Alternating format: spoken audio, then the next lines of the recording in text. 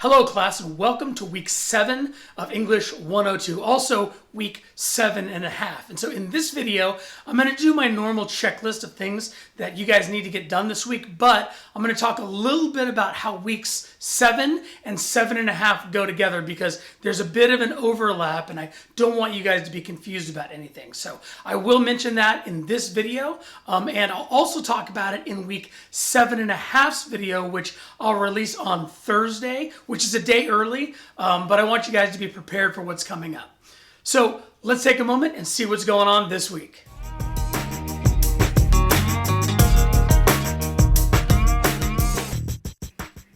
As always, be sure that you guys start this week with your lecture. You can download the document and watch the PowerPoint that they have there for you. In this week's discussion, we're going to be talking about the reading process and how you can utilize this process to increase your comprehension and understanding of what you're reading. Now, there are many active steps that you guys need to do when it comes to being an active reader. And these are things like questioning and surveying, taking notes, and even reflecting and recalling things from other points in a particular article or what you're reading, or maybe even different articles. And as always in your discussion, make sure that your initial post is 150 words or longer.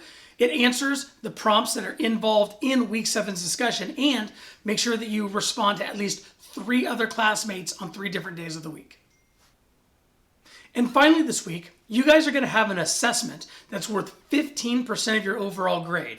And it's an article summary and reflection for the workplace. So you're going to be given a scenario at a workplace, something that you might do regularly at any given workplace. And so you're asked to give a contribution, and you end up finding an article called Emotional Intelligence at the Workplace. Now, this article is going to be linked as a PDF inside of week 7's assignments at the very bottom.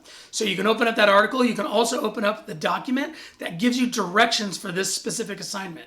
Now, here are the steps that you need to take to create your summary in this assignment. First, you need to preview the article thoroughly. Read through it, evaluate what's there, and just make sure you have a general understanding of what's going on.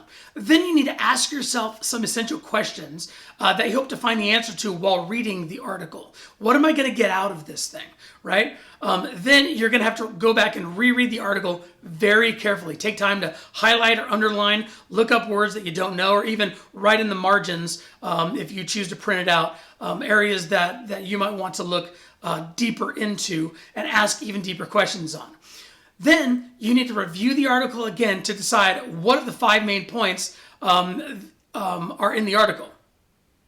And finally, make sure that you guys write 5 main points in complete sentences on separate Word document.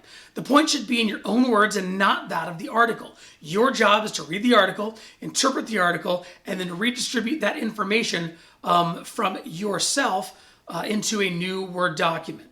So you can either list the points next to numbers or bullets, or you can write in a paragraph form, however you choose to do it. Now within the docs that you have there in this assignment, there is a template. I encourage you guys to go ahead and utilize the template. So make sure that you use the template, you go through the 5 main points, you put down the reference, and make sure that you have at least 75 words of reflection.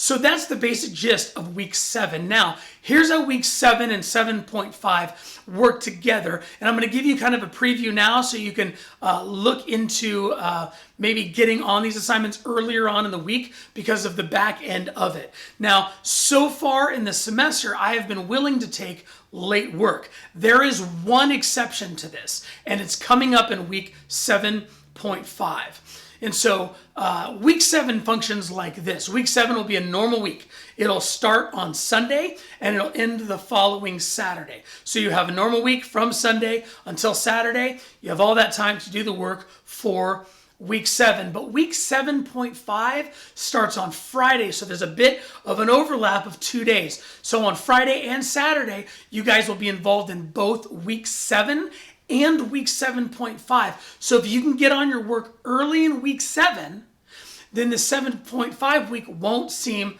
so daunting. And so week 7.5 goes Friday, Saturday, Sunday, and Monday. That's it. It's 4 days of work. And so here's kind of the cutoff. So on Monday night of week 7.5 at 11:59 will be the last moment that I will accept late work.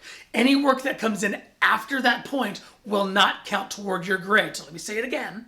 I have accepted late work up until this point. If you're behind on some work, you can get it in up until that point. However, on Monday evening of week 7.5, that will be the last time that I will take any late work coming in. So 11:59, Monday night of week 7.5. I will reiterate this in this coming video this week on Thursday for week 7.5. So make sure to get on this stuff early in week 7 so that you don't feel so pressured and stressed in week 7.5. So good luck, and I look forward to what you guys have for me this week.